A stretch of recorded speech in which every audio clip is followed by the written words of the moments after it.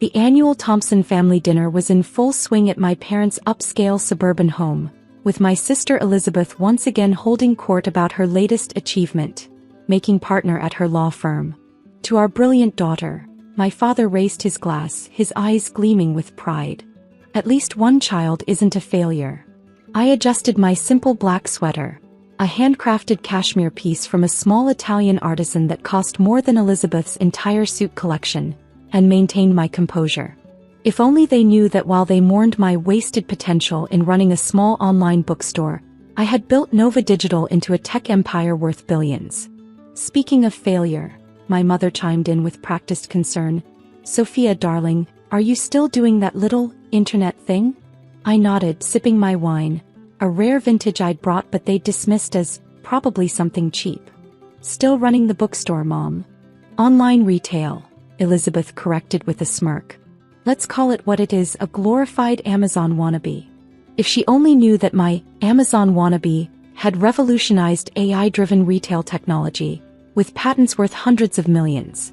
While she bragged about her six-figure salary, I was closing deals worth more than her firm's entire annual revenue. You know, my father leaned forward, Elizabeth's firm is always hiring paralegals. Someone with your limited experience might qualify. My phone buzzed.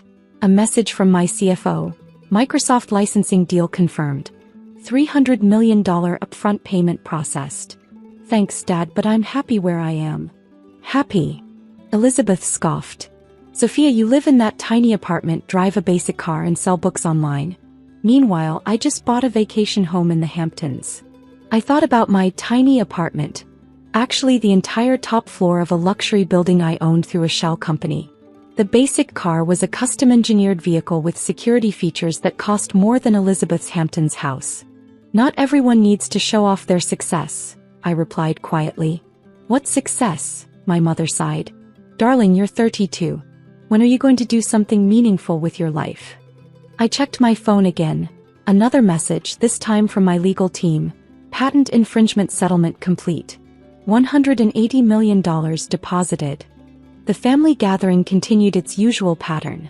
Elizabeth broadcasting her achievements, my parents lamenting my choices, everyone taking turns suggesting real careers I should consider. I just worry about your future, my mother said, refilling Elizabeth's glass with the wine I'd brought. No real job, no ambition. If she only knew that while they planned my career intervention, I was planning a major tech acquisition that would reshape the industry.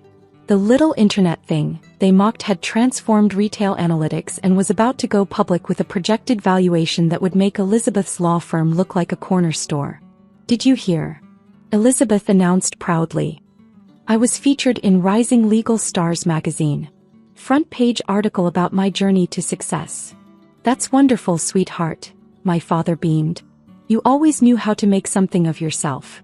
He turned to me with familiar disappointment. Unlike some people who seem content with mediocrity.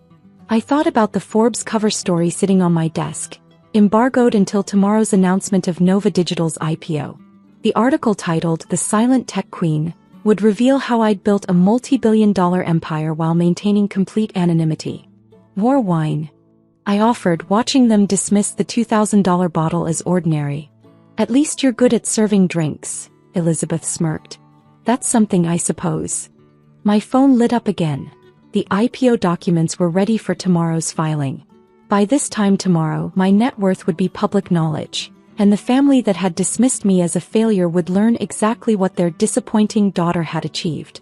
After all, success tastes sweetest when served with a side of revelation. The dinner reached its crescendo when Elizabeth decided to share her latest financial wisdom. You know, Sophia, she said, cutting into her steak, I could help you invest whatever you make from your little website. My firm handles significant portfolios. I bit back a smile, thinking of my actual investment portfolio, billions in tech stocks, real estate, and venture capital funds. The private banking team that managed my wealth wouldn't even take clients with less than $100 million in liquid assets. That's thoughtful of you, I replied, just as my phone buzzed again. The IPO pricing had been finalized. Nova Digital would debut at $180 per share, valuing the company at $28 billion. Sophia, put that phone away, my mother scolded. It's rude to check your little shop during family dinner. Sorry, Mom. Just some business matters. Business? Elizabeth laughed. Let's not pretend selling used books online is a real business. Speaking of which, Dad, did I mention my firm's handling the Anderson Tech merger? $1 billion deal. I knew about the Anderson Tech merger. I declined to acquire them last month. Their technology wasn't innovative enough for Nova Digital's standards. Actually, I said quietly, I have some news to share. Did you finally decide to get a real job? My father asked hopefully. Not exactly. I pulled up the embargoed Forbes article on my phone. This comes out tomorrow morning, but I thought you should hear it from me first. What's this? Elizabeth grabbed my phone, her expression shifting from contempt to confusion. The silent tech queen, how Sophia Thompson built a multi-billion-dollar empire. This must be a mistake. My mother peered over her shoulder. Nova Digital, AI-driven retail technology, projected IPO valuation of $28 billion. Sophia, what is this? My little internet thing, I replied calmly. The bookstore was just the public face. Nova Digital has revolutionized retail analytics. We're going public tomorrow. This is impossible, my father sputtered. You sell books online. I opened my banking app, turning the screen toward them. That's my personal account. There are others. The silence was absolute as they stared at the number. $47 million, and that was just my checking account. But your apartment, your car? Elizabeth stammered. The apartment, I own the building. The car, custom made with security features because, well, billionaires need protection. I took a sip of my wine, the one they'd dismissed as cheap. By the way, this bottle costs more than your monthly mortgage payment. My father's hands were shaking as he reached for the phone, scrolling through the article. AI patents. Revolutionary technology. Major clients including Microsoft and Amazon. Those licensing deals you thought were spam emails? I smiled. Each one worth hundreds of millions. The little shop, you mocked, processes more data daily than your law firm handles in a year, Elizabeth. Why didn't you tell us? My mother whispered. Would you have believed me? You were all so convinced I was a failure, so certain Elizabeth was the only success story in the family. I stood up, smoothing my cashmere sweater. By the way, sis, about that Anderson Tech merger, I passed on buying them last month. Their technology is outdated. Might want to advise your clients accordingly. The room spun with shocked silence as years of condescension crumbled in the face of undeniable success. After all, some achievements don't need constant broadcasting, they just need the right moment to be revealed. The next morning, as the Forbes article went live and Nova Digital's IPO hit the market, my family's carefully constructed hierarchy imploded. My phone buzzed continuously with messages. Elizabeth, we need to talk about investment opportunities. Mom, darling, why didn't you tell us? We could have supported you. Dad, Princess, let's discuss some family business ventures. I archived them all, focusing instead on the stock ticker. Nova Digital opened at $220 per share, well above the IPO price, pushing my net worth past $15 billion. The little internet thing had become one of the most successful tech IPOs in history. My assistant filtered through hundreds of media requests. Your sister's law firm called. They want to discuss representing Nova Digital. Send them our standard vendor rejection letter, I replied, watching the stock price climb higher. 1 month after the revelation, I sat in my real office. The penthouse of Nova Tower, with its panoramic city views and museum-quality art collection. The tiny apartment my family had pitted me for was actually just a decoy, one of many security measures protecting my true lifestyle. Your parents are in the lobby, my assistant announced. They don't have an appointment. I watched on the security feed as they stood awkwardly in the marble entrance, my mother clutching her newly purchased designer handbag, my father fidgeting with his tie. They've been waiting for an hour, my assistant added. Let them wait another hour, I replied, reviewing acquisition proposals worth more than their combined lifetime earnings. When I finally allowed them up, their reactions to my actual office spoke volumes. This is extraordinary, my mother managed, staring at the Picasso on the wall, worth more than their house. The little internet thing has done well, I said mildly, enjoying their discomfort. Sophia, we were wrong, my father began. We never understood. No, I cut him off. You never tried to understand. You were too busy celebrating Elizabeth's predictable achievements to notice I was building something revolutionary.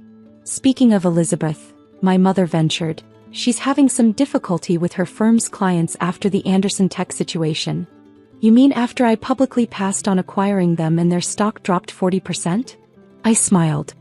Funny how that works. My father cleared his throat. Perhaps we could discuss some family investment opportunities. Like the opportunities you offered when you thought I was a failure? I pressed a button and screens descended from the ceiling, displaying Nova Digital's current market cap, patent portfolio and global reach. I don't need family investments. I need people who believed in me before they saw my bank balance. Over the next few months, the family dynamic shifted dramatically.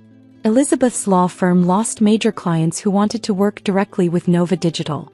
My parents' country club friends now sought introductions to me rather than updates about their successful daughter. The annual family dinner came around again, but this time at my penthouse.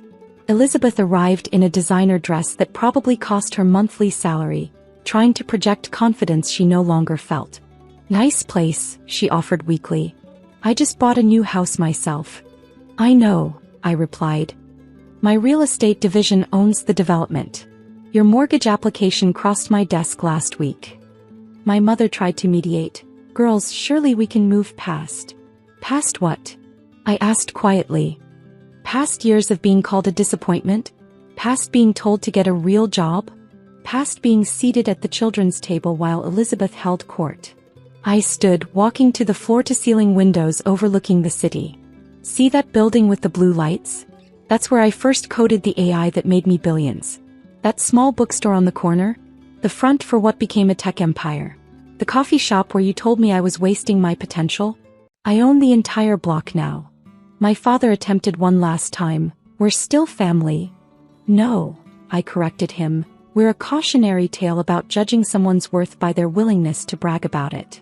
The disappointing daughter had become the family's defining success. The little internet thing had transformed into an empire. And the quiet child they dismissed had built something beyond their imagination.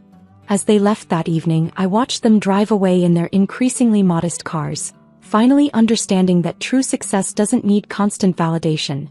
It just needs patience and the perfect moment to reveal its magnitude.